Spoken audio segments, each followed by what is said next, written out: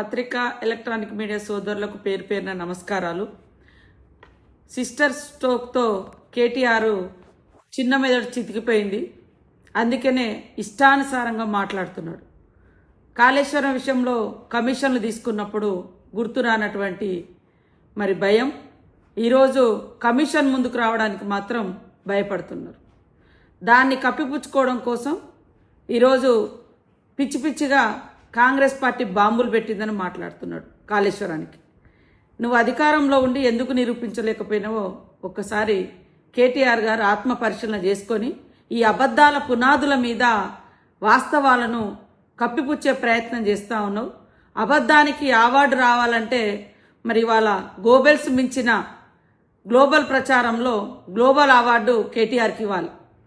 ఈ దేశంలో ఈ ప్రపంచంలో ఇప్పటి వరకు అబద్ధాలకు ప్రతినిధి గోబెల్స్ ఉంటే దాన్ని మించిపోయినటువంటి అబద్ధాలనే పునాదిగా చేసుకొని గత కొంతకాలంగా కేవలం అబద్ధాల పునాదులతో ఆయన పార్టీని ఆయన వ్యవస్థను నడిపించుకుంటున్నాడు. అందుకనే గోబెల్స్ ప్రచారకర్తగా అవార్డు ఎవరికి రావాలంటే కేటీఆర్కు గ్లోబల్లోనే గోబెల్స్ ప్రచారానికి గ్లోబల్లోనే కేటీఆర్కు అవార్డు ఇస్తే చక్కగా బెస్ట్ అవార్డు గ్లోబల్లో వస్తుందని నేను అనుకుంటా ఉన్నా, నేను భావిస్తూ ఉన్నా. కాబట్టి అయ్యా నువ్వు ప్రతిపక్ష హోదాకు పనికిరావు, ప్రతిపక్షంలో పనిచేయడానికి రావు, ప్రజల కోసం పనిచేయడానికి రావు. కానీ అవాస్తవాలను అద్భుతంగా తీర్చిదిద్ది గోబెల్స్ మించిన ప్రచారం చేయడంలో అగ్రభాగాన ఉంటున్నందుకు నీకు గ్లోబల్ అవార్డు ఇస్తే బాగుంటుంది అని నేను నిజంగా ప్రపంచానికి తెలియజేస్తా ఉన్నా. ఇట్లాంటి వ్యక్తులకు ఇది రావాలని. ఈడీ గురించి ఒకటి అంటాడు, కాళేశ్వరం గురించి ఒకటి అంటాడు. అలా చెల్లె సిస్టర్ స్ట్రోక్ తోటి నువ్వు బాధపడుతున్నావు, మానసికంగా చాలా ఇబ్బంది పడుతున్నావు.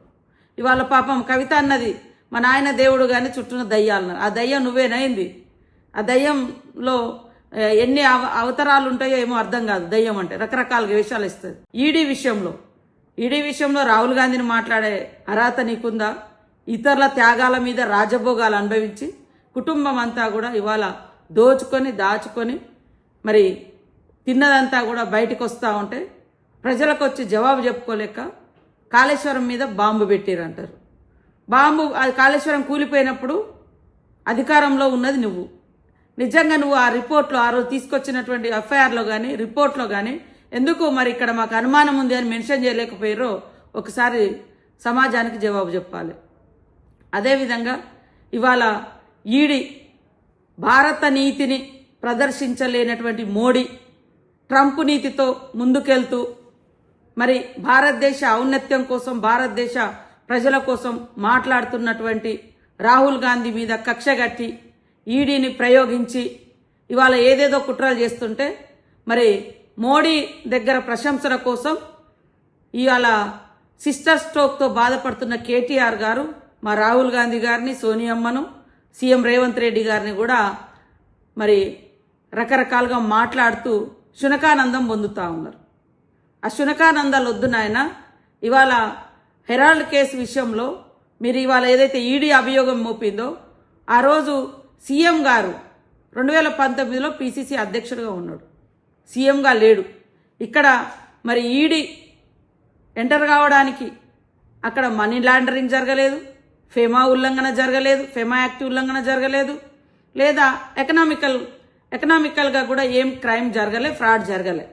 అలాంటప్పుడు ఒక రాజకీయ ఉద్దేశంతో రాహుల్ గాంధీ గారి యొక్క గొంతు నొక్కాలని మోడీ గారు అత్యుత్సాహంతో ఆ కేసు పెట్టారు. ఆ తర్వాత ఇప్పుడు బయటికి ఎందుకు తీసుకొచ్చారు? యుద్ధ నీతిలో భారత నీతి కాకుండా నువ్వు ట్రంప్ నీతి అవలంబిస్తున్న మోడీ గారిని భారతదేశం అంతా చీదరించుకుంటుంటే